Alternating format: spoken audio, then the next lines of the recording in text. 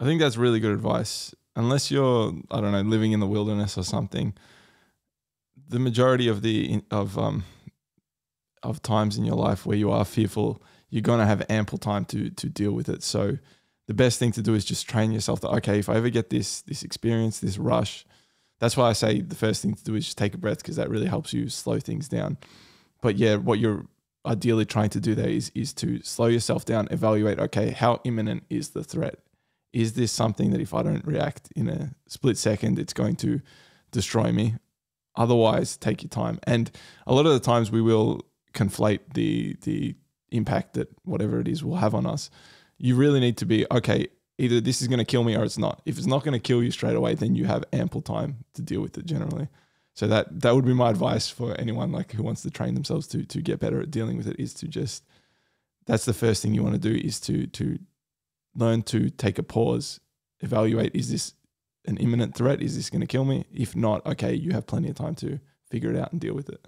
Yeah, exactly. And then not only just even if you're in situations like that, I think there are survival situations where it does benefit you to still take that approach. So, you know, in a crash, or when you're going through a crash, or you're going through, let's say, I think one thing that comes to mind is like the Navy SEALs are trained in situations where a chopper will crash into the water.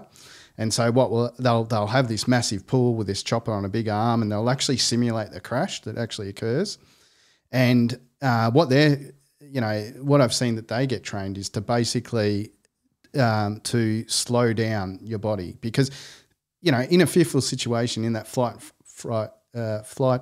and fight response, your body is trying to push out an adrenaline kick to slow down time. So you've got the ability to, it's almost like the clock speeds up and you've got more ability to make more decisions in between.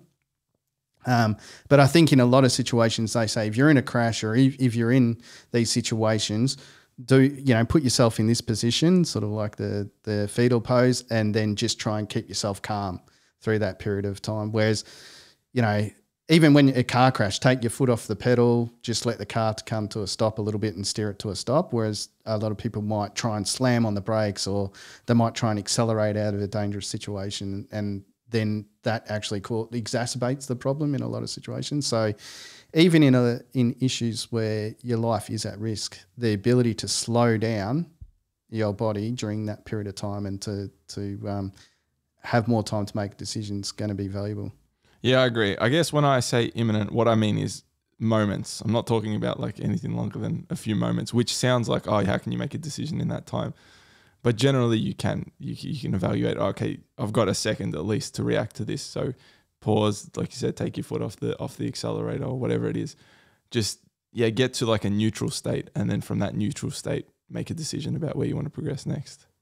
Yeah, that's right. And in those real imminent moments, it's interesting. I think if you practice that it's interesting to see how you respond when you are in a really rush situation. I've had a couple of incidents in a vehicle, and I have thought I'm definitely going to crash, and I haven't.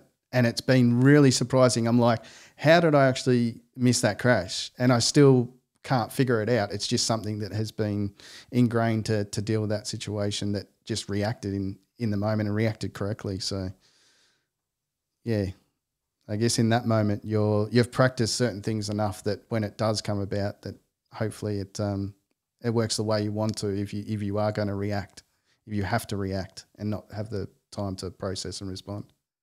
One of the things I was thinking of, okay, what's a good short phrase to remember when you're thinking about, okay, how do I deal with something that's making me fearful?